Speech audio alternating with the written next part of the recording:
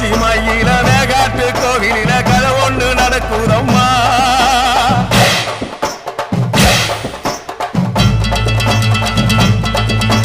காட்டுப்புலி ஒண்ணு காயம் பட்டு போச்சே காரணம் யார் சொல்லம்மா